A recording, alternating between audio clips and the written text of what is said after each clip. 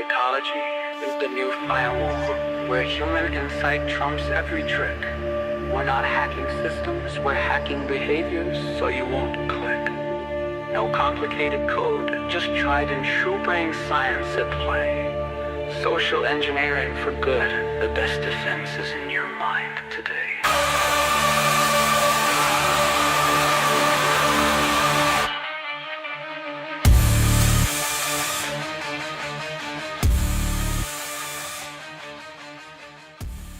Welcome to Phishing for Answers. The opinions expressed here are solely those of the individuals involved and do not reflect the views of their employers. Get ready, because the next live episode of Phishing for Answers is starting right now with your host, Joshua Krumbaugh, the CEO of Phish Firewall. Psychology is the new firewall, where human insight trumps every trick. We're not hacking systems, we're hacking behavior so you won't click. All right. Hello. Welcome to another episode of Phishing for Answers. Today, I've got Tate Jarrow with us. He is a cybersecurity extraordinaire, been at this for quite a while. Tate, why don't you introduce yourself? Tell us a little bit about yourself and how did you get into cybersecurity? Yeah, my pleasure. First off, thanks for having me, Josh. It's Absolutely. great to Thank be you for here. being here. Yeah, it's my pleasure. Well, I bill myself as an expert in cybersecurity, privacy, and identity. And right now, I view myself as a product executive helping companies build products to solve those problems, both for consumers, but also the enterprise. So both a B2B and a B2C context. But I got into this basically by accident. My career started. I was How everyone gets into cybersecurity. That's a fair point. But yeah, for me, I mean, I was in the Army. I was an infantry officer. I did 5 years, and then I left the Army and I went into the government. And I was a special agent in the Secret Service. And when you start, you go out into a field office. And I started in the New York field office. I'm from New York State, so I wanted to be there. But when you're in the field as an agent in the Secret Service, you split your time between protection and criminal investigation, because the Secret Service has jurisdiction over financial crimes. Yeah. And so this was back in the early 2010s.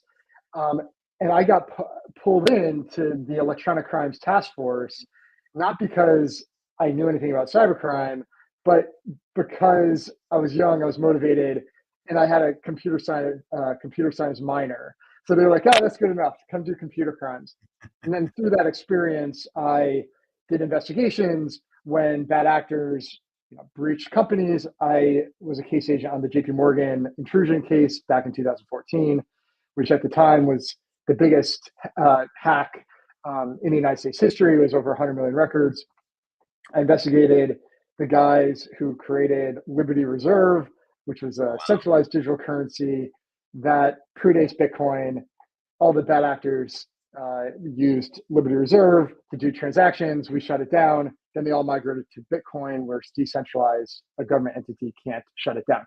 So anyway, through that experience, I got into cybersecurity. And then along the way, I got an MBA and decided I was going to go into the private sector. And so I transitioned, went over to Google, was doing behind the scenes cybersecurity things at Google, and I had this insight that Google does a great job of behind the scenes protection with all the algorithms and all the machine learning. But even if they block 99.9% of spam, there's still that 0.01% that gets through to a human. And human behavior dictates whether someone's going to fall for that. Like how well the person is protected, how well they know what to do. And so I had this insight that Google really needs to, we're missing focusing on the human. So within Google at the time, they had a internal incubator called Area 120, and where anybody in the company could apply to be a founder to solve a problem and start a company to do that. So I applied on the hypothesis, or the investment thesis, that we need to build a tool to help people protect themselves. And so I got funded, built a company, got reacquired back into Google One, and that kind of got me on this product focused. How do we build things to help individuals journey.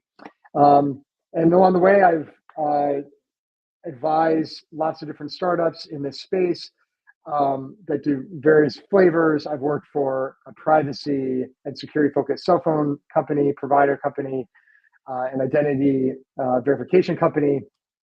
Um, and then the only other thing I'll say is I am really proud of a Substack that I publish, which is onlinesafety.substack.com.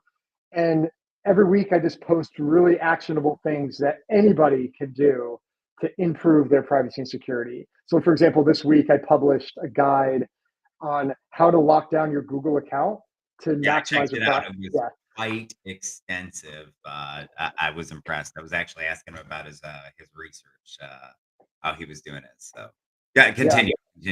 No, well, that's it. And so, like, if people are interested in getting safer, I really, check out that Substack. That's like, I'm really proud of it. But yeah, other than that, I'm here to talk about the human element in cybersecurity and how we can protect people.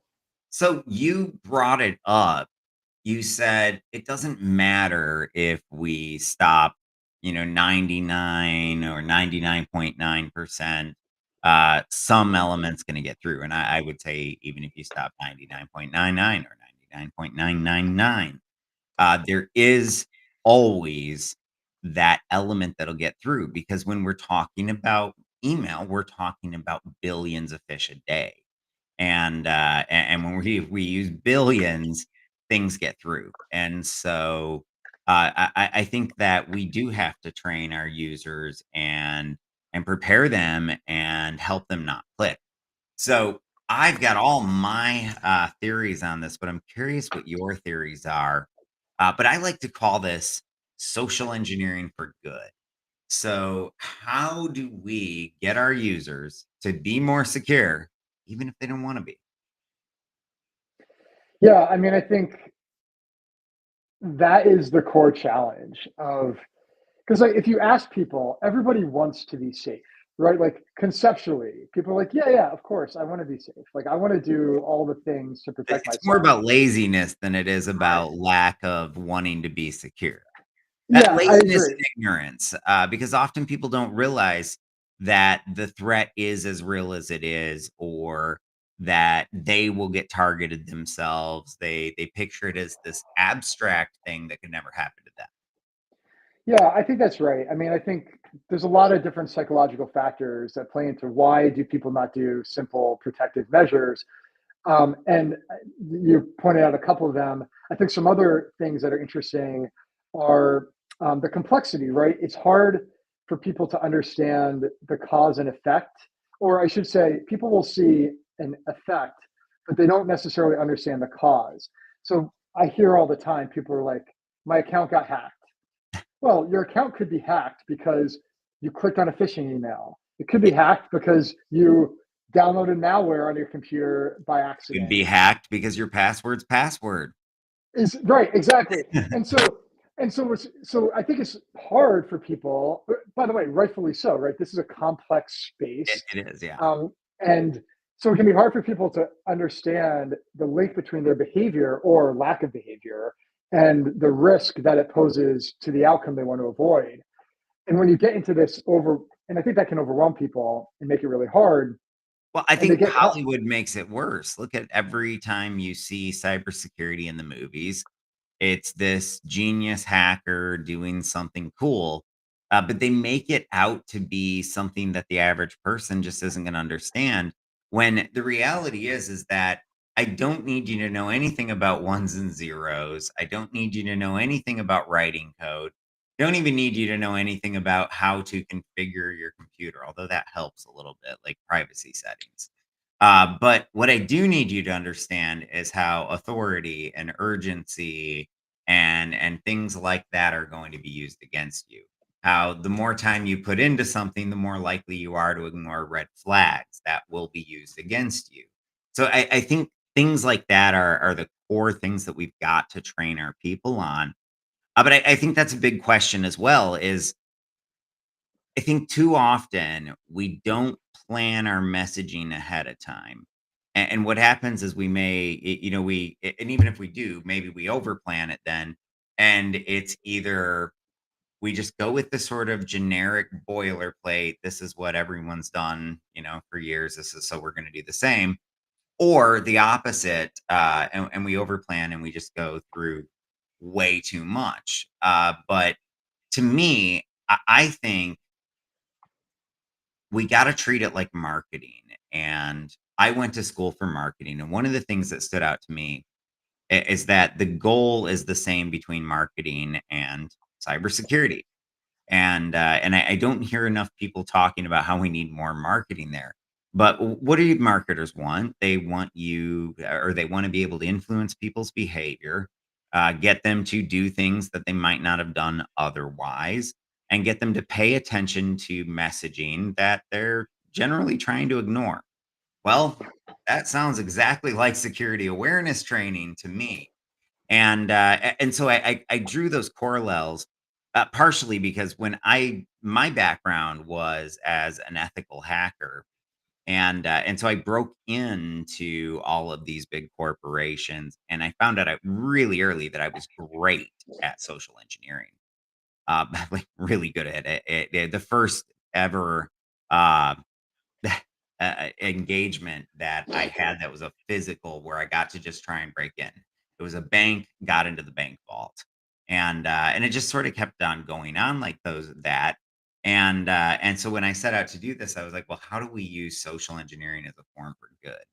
And I don't think it's social engineering. It's a lot of fields that we've studied for a long time. Psychology of how people learn and why they make decisions, behavioral science, there's all kinds of different principles there that are taught in marketing, by the way. And of course, just some simple marketing and advertising principles. And I think that's how we make it more compelling. And in marketing, we may have all these things we want to say, but then we're like, well, we're gotta boil that down, and you continue to boil it down, and you continue to refine it and make it better and shorter and more effective. And I'll give you an example. Everyone has been saying security is everyone's responsibility forever, right? So the other day, I had a guest on the show from a big enterprise. They to have done this, and she says, "Well, our big thing this year is we're changing it from security is everyone's responsibility to security is your responsibility." I'm like, "Oh my gosh, that's brilliant. I'm stealing that. I'm taking it." That's the type of thing that I think is critical when we're trying to get, impact and change behavior. Yeah, I mean, I think I agree with all of that, and I think the marketing angle or the marketing comment is very insightful because when I think about when is security awareness education not effective? It's when it's compliance based, when it's a check the box, when it's Yeah. um, Well, this cybersecurity in general is not effective when it's compliance based. right. My Yes, opinion. exactly right. Yeah, totally fair. And so I think that's an interesting way to think about it, right? Like, because really what you're selling is you're selling people on changing their mindset. And I think, like, for me, if I could say there's one thing that would protect organizations or people could do, it would be the index of suspicion, right? If we just get everyone's index of suspicion like a little bit broader, and Well, I don't even think and we it, need to make it higher. They just have to pay attention to it. Have you ever yeah, been involved in an incident where people didn't say, "Oh, I knew better," and they start talking about all the red flags they ignored every single time? Or at least that's been my yeah, experience. You've been yeah. involved Oh, in more because you were an investigator. I mean, that's 100%, especially for um, yeah, especially for social engineering attacks. And Oh God, yes. earlier on, you were talking about position, right? And every company, from the smallest company to the biggest company, as soon as an employee gets hired at LinkedIn, and as soon as an employee is hired and they put it on LinkedIn, Yeah, they start getting genuinely smishing messages from you know their CEO saying they need XYZ. Taking advantage of the fact it's a new employee, it's someone with yeah. authority. And And, it's and and these people these text messages come within hours of updating their LinkedIn yeah, often. It's incredible how quick it is. And it's from a and local number most of the time too, so that it's not just some well, random phone number. No, it's a local number, like it makes sense. I mean, I've seen cases of spoofing the phone number, right? So it appears as if it's coming from the CEO's number. But the other aspect, right, is this multimodal approach where maybe it comes in on a text and then they switch over to email, or maybe it comes in on email and it switches over to text uh, Yeah. or WhatsApp or different. And that makes it really hard for defenders because when you start switching modalities, you generally speaking, you lose insight, right? If I have an email Oh, program yeah, that's looking yeah. for stuff and you go to text message, my email program isn't covering the text message. And I've so personally this goes built back to the an critical. email security tool, and I can tell you, second you switch, modalities, it's gone. We're not gonna be able to track it when it moves into Yeah. your WhatsApp, and I don't think anyone can track it when it moves into your private WhatsApp, or Signal. Not gonna make any jokes. But this speaks to the importance of the human making a right decision because that's the commonality is the brain that's Yeah, interacting. And so I think um and so yeah, like getting people aware and like again I call it index of suspicion, I think is absolutely critical. And the other thing that I think is so interesting is people know that like scams exist, but they often don't know these specific things that happen, right? So like they're like, oh yeah, I know a scam exists, but I had no idea that like it was a thing for people to fake being a CEO and text me for yeah. gift cards, or like I didn't know it was a thing that like gift cards are like really scammy, or Or I like I didn't know they'd offer me a fake job and tell me I had to pay a background check fee. oh my gosh, I just had a great example. One of my former colleagues, she wrote me on LinkedIn and she said, "Hey, my son um, is asking me if this job is legitimate. And the job was basically you had to pay this guy $3,000 for a training course, and then you'd be like ready to go in the job." I'm like, if you're paying to take a job, it's a bad sign. But what's Yeah, interesting and was, even if it's legitimate, I that's shady, to say the yeah, least. exactly. But what's really interesting is, and I think by the way, the FTC Sentinel report has the data to back this up. People have these misconceptions that like, oh, I'm young, I'm not going to fall for it. And in Yeah. fact, it's the opposite. It's Oh, actually yeah, they're young the people. most, vulnerable. Yeah. It's the oldest and the youngest in every organization that click Yes. on the most fish, get the most malware, infections. Even if it's just the little adware stuff that's just a little cleanup, it's still a nuisance that you have to deal with, and it's primarily those age groups that do it, and I think we've clearly done ourselves a disjustice as a society because why on earth are we as a society, as parents, as school systems, letting them go all the way through and have no clue about phishing, no clue about the dangers online. Because last I checked, you've got 4-year-olds on Roblox, and there are scams on Roblox. So it's something that affects people at a very, very young age already. Yeah. I mean, I mean, that's absolutely correct. And this, there was this theory that like, oh, maybe digital native kids growing up will be protected because they're They're digitally native. just numb to it. Yeah, I think that's not correct, right? Like, Yeah. um, and in fact, I think it can be worse because it people. I think like the worst mentality is to think that you can't be scammed, or to think that like too much.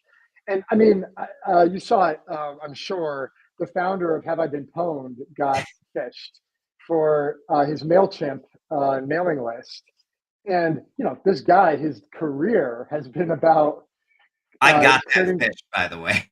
Oh, okay, okay, yeah. So like, I and was then they like, "This had is his. odd. Why am I getting this?" I didn't click on it, but, yeah. and it speaks to like it happens. It speaks to you can't ever be done, right? Like Well, I don't think one you of can't ever be got is a thing. And I feel like a lot of big egos in cybersecurity and more in particularly the social engineering side of this field have gone around saying, hey, you can't fool a social engineer. And that's really not the case because the whole uh, let me give you an example. One of my favorite stories that I have from penetration testing or social engineering was a time that I got caught, and so we had it's this major multinational law firm. I believe we were doing the assessment for DHS, and anyways, we were working with them, and three of my coworkers had struck out on the physical. They couldn't get in. This law firm had really good cybersecurity and physical security, and so anyway, I we had gotten domain admin within minutes of starting the assessment, and it was because I had called up and just said, "Hey," I called the help desk and I said, "Hey, I'm this junior partner." I gave him the name, gave them this story about why I was trying to run this application on my computer, and just said, "Hey, it keeps getting blocked by Bit9." We had done our research on this law firm and knew they had it, and so this guy says, "Oh, yeah, just use my password," and he gives me his username and his password, and he's a domain by the way, that was one of the easiest, quickest ways we had ever gotten it because we were only calling to just learn a little bit. Never expected to get domain not that phone call. But so now we have domain admin, and so we always like to demonstrate impact. That's the number one reason we're there, because it really helps to spread word, spread awareness, and a lot of other stuff within the organization. And so I say, hey guys, just find the gatekeeper, put it on the calendar, and I'll go stop by Kinko's and print out a business card. So I walk in, I say, "Hey, I think I normally went with Jason." I say, "I'm Jason," and I give it to her, and she says, "Yes, we've been expecting you. Here's a visitor ID. Here's a badge card to get in and out of the office, and here's a physical key to the server room." And so sure enough, I'm getting right in, get in there, log in, and start going at it and doing some work. And at that point, somebody walks in and they say, "Who are you and why are you on my network?" Well, I say, "I'm on your network because of latency. Corporate sent me." I would always go with latency because it's just something, if you talk about milliseconds, people's eyes glaze over and they just let you do whatever you want. And so I try that, and he leaves, and I'm like, "Oh, okay, cool, it worked."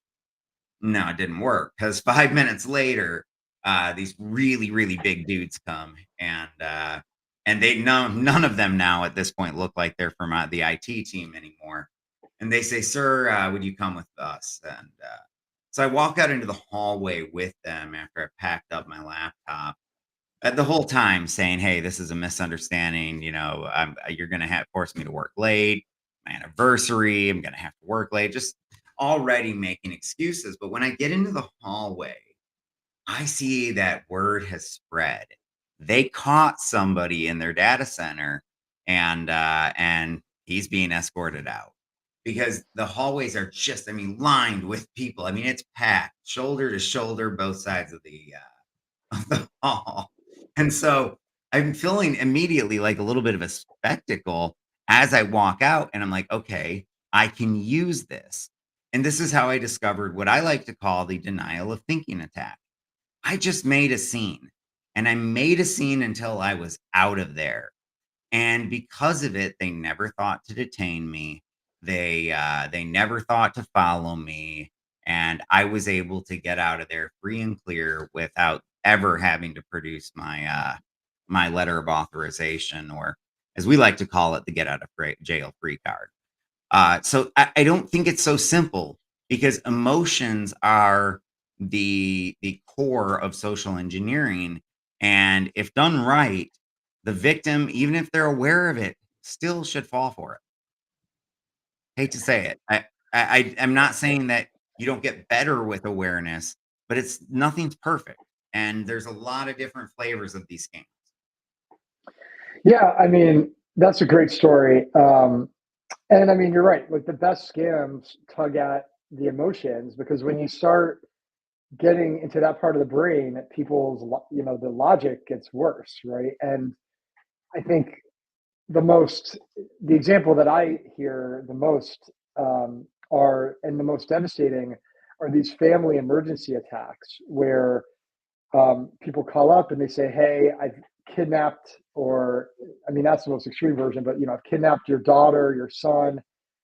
And now with generative AI, it's pretty trivial to put together a clip of someone's voice that's very believable Did or you a hear the picture. new open AI voices came out Oh like yeah, yesterday? It's yeah, incredible. Like they can get mad, flirt. The flirting's weird and a little bit creepy, but like it's they can whisper, they can yell, they can sound like they're in duress, and that's the part that's a little bit scary when you think of what can happen with deep fakes. So let's talk about that. AI changes awareness and what our users need to be aware of. What are you focusing on as it comes to AI? yeah. Well, I mean, I think I think what we know is that AI is expanding capabilities and making it cheaper to do pretty sophisticated attacks. But what I worry about is you don't need sophisticated AI and these sophisticated scams where you're generating somebody's daughter for the vast majority of attacks. You don't need to do No, that we because still people have still, people falling for gift cards. yeah, exactly. And so I think that I think there's a danger in getting too focused on generative AI and shifting everything to that because it makes people think that, oh, these other ones aren't a problem anymore. And that's just not true. Oh, yeah, Um, absolutely. and so I now in terms of like what am I doing about it? There are more better and better technologies, defensive technologies that can be employed, which we don't need to get into, but companies that are trying to figure out how do you detect an AI video in real time? How do you detect like what are the different signals that you can look at? So do you Um, think I those think are really gonna be effective? Because most of the people that come on this show don't think that they'll work, and they're highly skeptical, and I fall in that side too. I know they may work now, and they may be able to do an amazing demo, but AI is skyrocketing, and what we can detect now and what we'll be able to detect in a month are 2 very different things. I mean it's a classic. I mean it's a continued cat and mouse game, right? It's going to be a continued evolution. I'm a little bit less pessimistic. I think, but maybe I'll answer it this way. I think the answer is you have to have holistic protection, right? You have to That's rely very on true. You can't because have if one control that right, is the one thing that we're depending on. And honestly, if exactly, you never get to your last line of defense, reevaluate your defenses because that came way too close.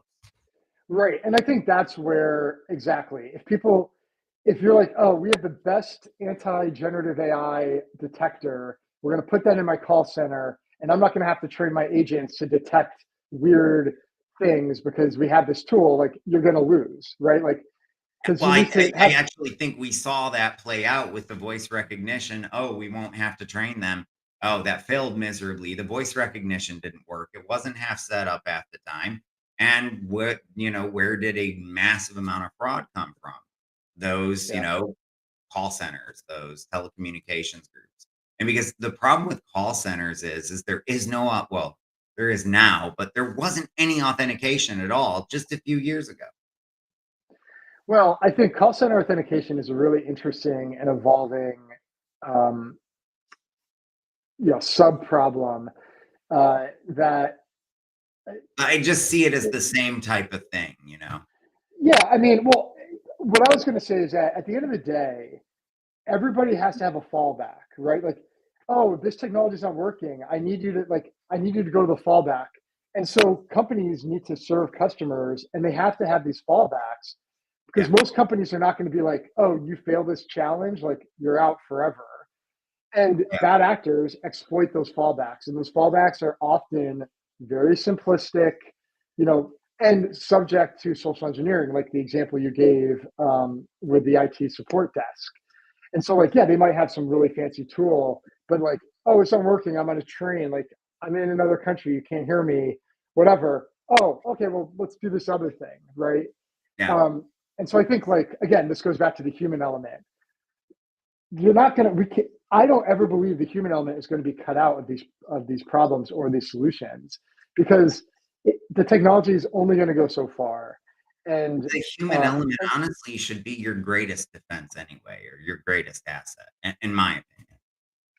well, I think that's right, and I think that's particularly correct for learning about what kind of attacks are happening in your organization. People, people who are aware notice stuff, and if you don't have a culture of reporting and sharing, then like all that stuff just gets hidden, and then like security people have no insight into what's happening. And so I think like that's the other part. You want people to be talking about this stuff and have channels to report. Like, I saw something weird. Like, don't make fun of me that I report it. Like, I should be Yeah. complimented that I'm reporting weird things. And then those weird things in aggregate across an organization tell stories about attack vectors and risk that defenders can then react against. And so I think We've like, got to praise people when they report. I don't care if it's a false positive. One of my pet peeves is when people or SOC analysts get annoyed with the a user reported spam, and can't they tell the difference between a fish and spam? I've heard comments like that a lot of times throughout my career, and I'm the only thing I care about there is that the user reported. Now, are there ways to go back and tell them I guess give them feedback to improve their reporting? Yes, but you have to be very careful because it all starts with you're a rock star, you reported, and if it doesn't start there, then you're sort of pressing the down button on the elevator. well, Uh, by the way, that's why, what I call like gotcha phishing emails, oh, the I hate IT gotcha. sends it. I don't think we should do those at all. Yeah. No, I mean, I think it's the opposite effect because then people distrust and they feel like, oh, I'm under attack. I'm doing the wrong thing. And so, yeah, I'm totally Yeah. against. So let's Got, talk about phishing methodologies because to me, I look at how we've done this as an industry, and all of a sudden, years back or a decade ago, vendors first, and then insurance companies, and then advisors. Hey, you need to run phishing simulations. And by the way, I completely agree with that suggestion. Just I want to give that disclaimer before we go forward. But it came with no other suggestion. None of the frameworks addressed how to go about doing this. There weren't really any best practices that people could go out and read. And so it's been done very ad hoc. And I really do think that a lot of these features baked into these tools lead to a very punitive type culture. And it's often seen as a game of, well, what can I get the most people to click on? And I do not think that it's about tricking people. I think it's about catching people doing things right and praising them.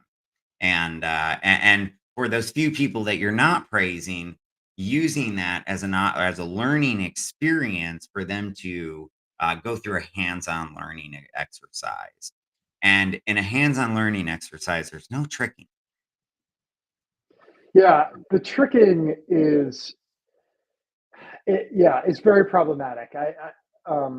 I mean, when I was in the government, because by the way, in my opinion, a lot of this is because of the compliance, right? It's like, oh, I'm required to do this test to comply Yeah. with XYZ, so I'm going to run this test. And I did it, I'm done. And they're not thinking about, like, and this is to your point, you're like, compliance, if that's how you're running cybersecurity, you're not going to be doing a good job. And I agree, because if you're only focused on compliance, you're missing the point, which is you're trying to reduce risk. Yeah. And just running a couple of phishing simulations for compliance sake, you might be increasing your risk. And so, yeah, when I was in the government, Yeah. we had, I remember it specifically because everyone was outraged. It was like a payroll thing, and they sent it from the payroll department. And basically, if you took reasonable precautions, you would click on this link.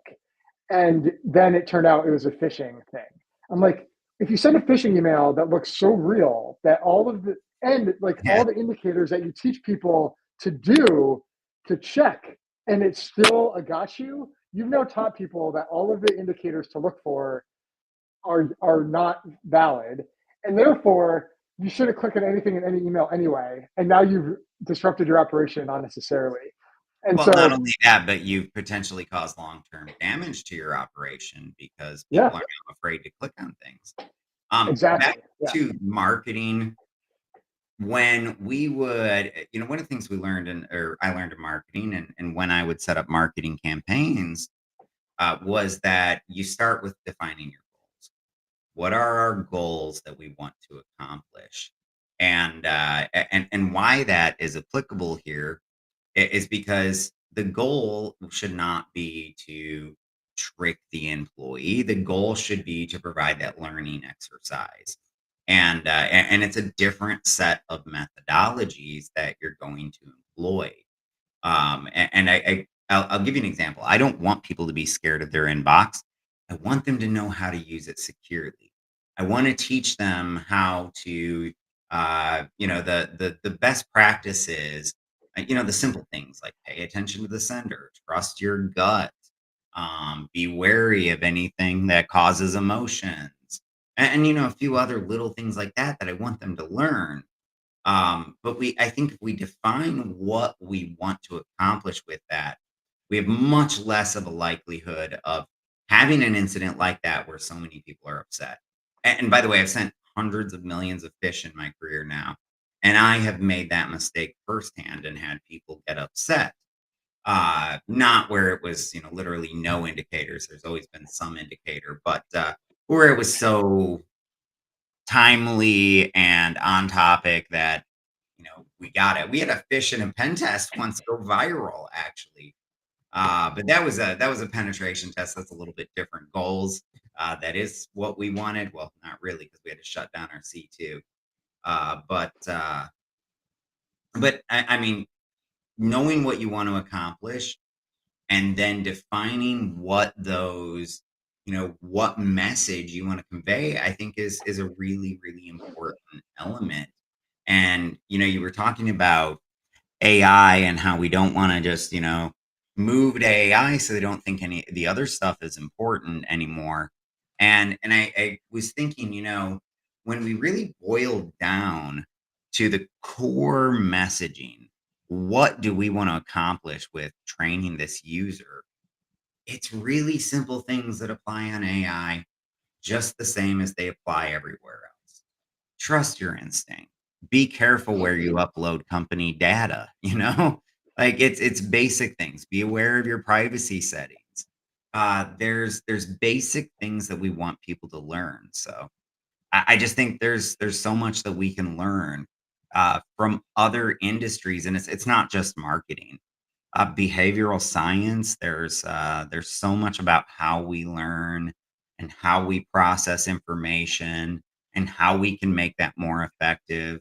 Like you can make training videos 35% more effective just by turning on the captions. So all of our trainings force the captions. Why?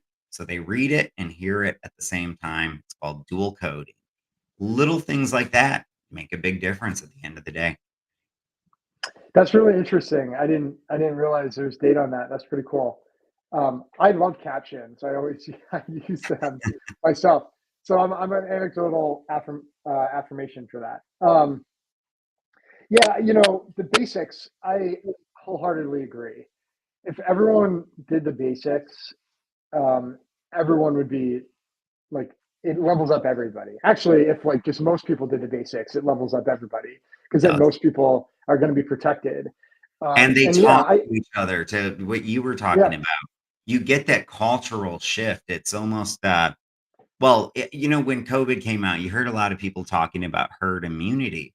But I truly believe that's a real thing in cybersecurity too, that when you can get 90% of the people caring about cybersecurity, the rest follow along because they're the oddball if they don't care.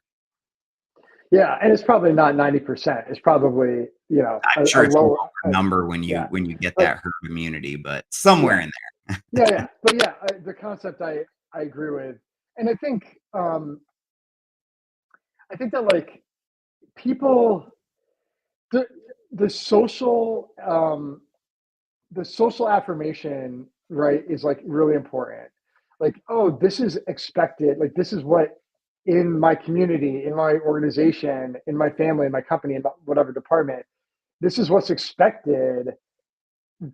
That is so critical to build. And when it Because becomes a sense of pride, oh man, we win all kinds of contracts just because of our security. Like, and that's what the end user and employee is saying. That's when you really know you've made it from a culture perspective. yeah, and I think there's some really cool like gamification tactics that can be done. I once was advising this company, and they basically had a scoreboard for training where it's like people who score the best and do it quickly in terms of it's due on Friday, you get it done by Tuesday, and they have a leaderboard, and you know and so like you don't need technology to build like leaderboards like that. Like if you have Slack, you can have like a Slack channel and then Yeah. recognize people. So there's all these techniques where it's like, how do you just build this social proof that having this right mindset, pointing things out, talking about it, that's healthy, that's good, and like it's expected that you do that. I think that's really important. And again, the Well, human element, and you so said social critical. proof. One thing I think is critical is making sure that you're constantly building out that social proof. So when you have somebody report a threat, something that they saw internally, share it with the entire organization, because when they know that it's not just some anonymous threat targeting other organizations, but it is a very specific threat targeting our organization and it hit Joe in accounting last week, it changes the people's perspective entirely. It's a real threat all of a sudden instead of a fake threat. I mean, that's the best way to Yeah. put it. It's perceived as a fake threat until it's real. Well, and by the way, that kind of information sharing is, I mean, if people don't know the threats and the risks that are happening to their company, they're not thinking about them, and therefore Yeah. they're like they don't have the right index of suspicion.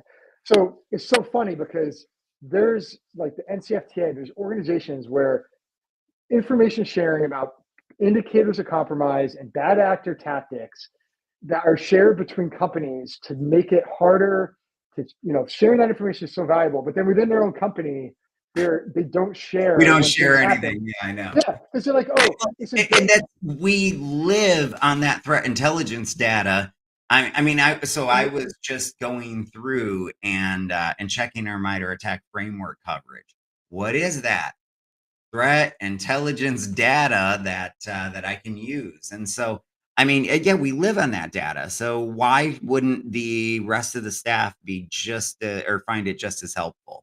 So yeah, I agree. And by the way, when we praise Joe from accounting to the whole company, he gets a really big ego boost and becomes a little bit of a cybersecurity expert himself. Not that he's really an expert, but you're positioning him that, and it switches the mindset. yeah. And by the way, I think it's also really important to share the failures. Um, and that I think is actually the things that do get put, uh, put under the rug that people are afraid to. Like when I was at Google, this is it's amazing. I had this person who reached out to me on a personal level. They're like, I almost fell for this. I just stopped. But it was the classic, my VP needs $5,000 of gift cards as gifts for some event, and he Yeah. wants me to use my corporate card to do it because his is not working. And they fell for it, and then they were able to cancel everything in time. But that never got reported any like that's basically a successful campaign ran against this, and it's not people are embarrassed to talk about it, and so you have to figure out a way like when somebody does Well, we've something got to wrong. destigmatize it Yeah, because 100%. I had a student reach out to me that had fallen for the job application or the job background check fee, whatever it was, and it was a substantial amount of money. Well, the reason she reached out was she was saying we got to demystify this. As I started talking to my peer group, almost every one of them had fallen for the same scam, the same person, the same email address. If any of us had even said anything, we all could have avoided it. And I agree. We've got to take that stigma out of it.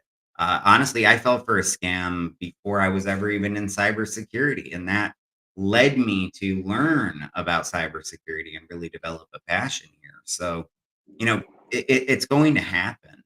Just the other day, I made a comment to my team. I'm like, the only way I would ever ask anyone for gift cards, like jokingly, is like if it was a conference.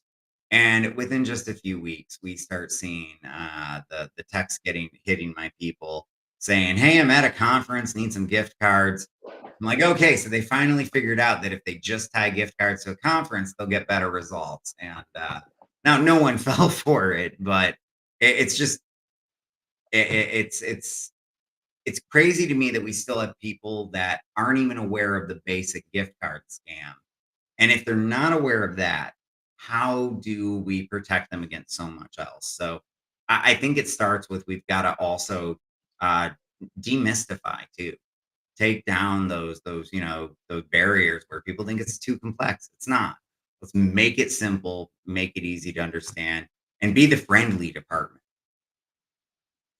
Yeah, I mean, I agree. I think simplifying this complex space is so critical because, I mean, you don't have to be a doctor to understand that, smoking has negative health consequences, right? Like, and, but like the actual health consequences are extremely complicated and how that all works.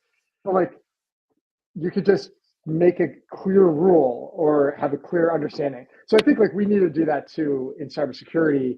We have to demystify and simplify complex concepts, complex cause and effect relationships, so they're consumable and able to be understood. And again, like this is why like, I really like the consumer space because I like how figuring out how can we just help normal people get better and understand like a little bit more.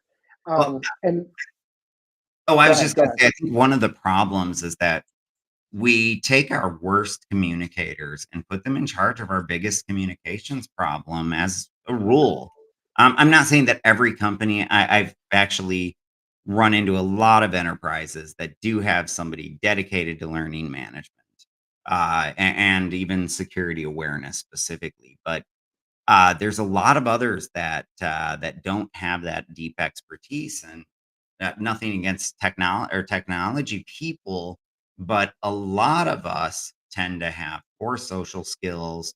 We love our technology. We're a little bit antisocial, and I'm saying us because I mean describes me a little bit, I guess too. But at that exact same time, that also makes us not the best person to create the security awareness training. Well, I also think you also have the other dynamic at play is, I mean, you alluded to it, where like the analyst in the SOC is like, I can't believe they did X, Y, Z, or the tech person's like, restart your computer, like I can't believe you don't know that. And I think like that arrogance, I mean, it's that you have to fight against that because Yeah, it is easy to be like, oh, I understand this so perfectly. Oh, it's so clear that like gift cards, it's so obvious. But to again, us, like, not to yeah, them. exactly, Yeah. exactly. And I think, and you're right. Like, I think there's something about being humble and thinking about, having that empathy. I think that's really critical. And we didn't really talk about it. There's a big problem industry wide on the consumer side around like victim blaming Uh, and Not just the blaming. side, in the enterprise too. I mean, I see victim blaming where all of a sudden this victim of a horrible crime is the bad guy, essentially. Yeah, yeah, Uh, so I agree. We've yeah, got to have a lot more empathy as a society and as an industry. But yeah. uh, certainly not getting into social issues. Sticking to cybersecurity within our industry, I do think we do lack that level of empathy. You're spot on. Yeah, I mean, yeah. And I think if we can, and I think that's actually really critical because uh, it's such a complex area. I mean, if I think about enterprise, I mean, the worst job in the industry is a CISO. And because poor Yeah, you can CISOs go are to jail responsible. now for other people's mistakes, apparently too. So Yeah. Yes, also true. I mean, you have all the risk. You have so many vendors saying, I'm the best thing ever. And then you're responsible for everything, but you also might not have the authority. Um, but the reason I was bringing this up is that, like, it's easy to, to assume, like, oh, the CISO should know everything. And it goes both ways, right? Like, no, the CISO's everything is not. so complex. No one can know everything in a Exactly. company. I mean, I'm the CEO of a company. I know almost everything, but there's a lot of stuff that doesn't boil its way up to me. And I don't care where end of the totem pole or what end of the totem pole you're at. You're not going to catch everything. Period. Yeah. And there's expertise that you lack. And so, agree. Anyway, Absolutely. empathy is, I think, a good soft skill for cybersecurity. Empathy and But just learning knowledge. But with that, we are out of time today. Any last bits of wisdom before we wrap up the show today? I think I'll just say that helping every person get a little bit more private and secure in their personal life also translates to their work life and all aspects of digital life. So Great. I think I urge everybody take some steps to get a little bit more private, a little bit more secure. And if you do that in one place, it's going to have dividends elsewhere as well. So that's Yeah, my go through your final security advice. settings. That little, profile in the or I guess gear in the top right hand side or profile picture in the top right hand side. Most often, that's where you'll find your settings and your privacy. So go in, take a look at them, and make your own decisions. Because I Exactly. mean, when you look at these, all of these AI models, just about by default, use all of your data for training. So if you don't want an AI to know about your favorite everything over to some weird questions you might have, it's good to go through those privacy settings for sure. Yeah. Oh, yeah. All Absolutely. right. Well, this has been a fabulous episode. Thank you for joining us. For those of you joining remotely, we will see you again next week.